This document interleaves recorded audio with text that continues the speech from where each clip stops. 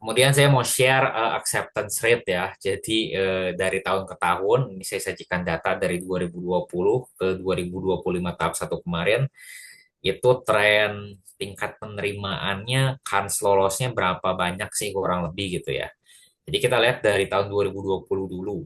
Ini tahun COVID ya, pertama kali ada itu 680 diterima jadi awardee dari 19-17 pendaftar ya dengan acceptance rate tinggi di angka sepertiga lebih ya 35,55%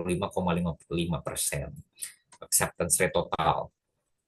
2021 ini sudah mulai kembali ke kampus gitu ya, COVID sudah ya meskipun mungkin masih merajalela tapi setidaknya sudah mulai ada vaksin, sudah lebih dinormalisasi begitu ya. Itu pendaftarnya melonjak jauh, tapi kuota juga dinaikkan ya. Jadi diterima 4.226 orang dari 15.466 pendaftar dengan acceptance rate 27,3%. Turun, tapi memang belum terlalu jauh ya dari tahun sebelumnya. 2022 tahun berikutnya lagi pendaftar kembali membludak ya. Ini meningkat begitu, meningkat cukup drastis dari 15.000 ke 25.000, tapi kuota juga dinaikkan ke 5.664. Tapi acceptance rate overall tetap jatuh sedikit lagi ke 22,4%.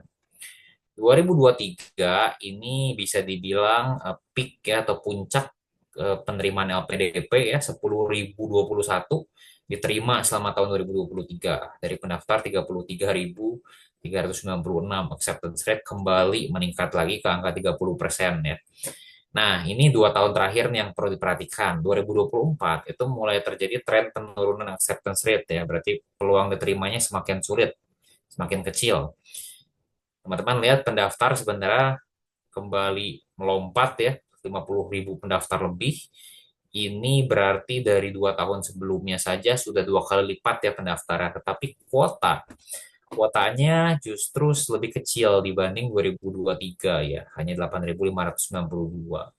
Sehingga acceptance rate itu tinggal setengahnya dari tadi 30% ke 16,8%. Jauh lebih kompetitif. Dan 2025 tahap satu kemarin ini acceptance rate-nya rekor ya, paling kecil sepanjang masa bisa dibilang di mana dari 38.000 pendaftar hanya diterima 1.431. Acceptance rate untuk pertama kalinya ini dalam bertahun-tahun terakhir ini hanya single digit ya di 3,7%. Ya teman-teman bisa bayangkan jika ingin mendaftar sekarang-sekarang ini dengan landscape yang ada, perlu usaha lebih keras, perlu strategi yang lebih baik juga ya.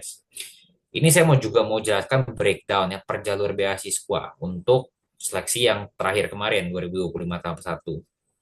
Tadi saya sudah mention ya, PDP ini punya beasiswa jenisnya cukup banyak ya. Ini saya mention ada 4 jalur beasiswa yang berbeda dengan acceptance rate yang beda-beda juga gitu ya. Jadi tadi kita mungkin tahu overall acceptance rate-nya sangat minim di 3,7%, tapi tidak semua jalur itu sama acceptance rate-nya ya. Jalur umum itu punya acceptance rate 3,4%. Afirmasi lebih baik sedikit di 5,7% ya. Targeted itu 1,8% dan jalur co-funding ini masih baik ya acceptance rate-nya di angka 72,3%. Jadi bagi bagi teman-teman yang sebenarnya bisa ya eligible dan memang mungkin ada universitas tujuan yang menarik dari jalur co-funding gitu ya dengan acceptance rate yang tinggi, mungkin itu strategi teman-teman ya jika Anda ingin mendaftar lewat jalur yang mungkin bisa dibilang lebih kurang kompetitif ketimbang jalur-jalur lainnya seperti itu. Ya, sebelum masuk ke bagian berikutnya dari POV saya, ini adalah beberapa faktor-faktor kunci ya yang mungkin berkontribusi positif dalam perjalanan saya bisa menembus beasiswa LPDP, lolos beasiswa LPDP dalam 1 kali percobaan. Saat itu saya sudah apply gitu ya, strategi saya apply-nya tidak dari jalur yang kompetitif gitu ya. Saya apply dari jalur PTUD saat itu, Perguruan Tinggi Utama Dunia, yang mana memiliki passing grade interview dan juga memiliki acceptance rate yang lebih baik daripada jalur reguler yang umum saat itu, seperti itu. Nah, mungkin saat ini teman-teman bisa lihat ya dari statistik yang bisa saya bagikan, selain PTUD yang mungkin bisa memperbesarkan teman-teman untuk lolos itu jika teman-teman daftar lewat jalur misalkan target tertentu atau juga co-funding gitu ya. Program kerjasama LPDP ini program-program yang cenderung baru, kemudian kerjasama dengan kampus-kampus mitra tertentu. Beasiswa-beasiswa jenis itu biasanya mungkin lebih bisa ditembus dengan mudah gitu ya, karena masih tergolong baru dan mungkin banyak belum orang tahu gitu ya tentang jalur beasiswa yang kerjasama yang baru yang dibuat itu. Kemudian kembali lagi ketika menulis esai pastikan contribution plan yang dibuat itu high impact dan juga realistis untuk dikerjakan gitu ya, karena kalau enggak maka teman-teman berpeluang dicecer, teman-teman berpeluang banyak sekali dipertanyakan ketika interview ya. Jika teman-teman tidak bisa menjawab, teman-teman dianggap tidak yakin dan tidak bisa mengeksekusi, maka peluang lolos juga akan jatuh. Dan yang terakhir, ketika memang sudah mencapai jalur tahap seleksi yang terakhir yaitu wawancara, tolong tolong sekali ini tahap yang terakhir harus lebih serius, latihanlah yang banyak gitu ya.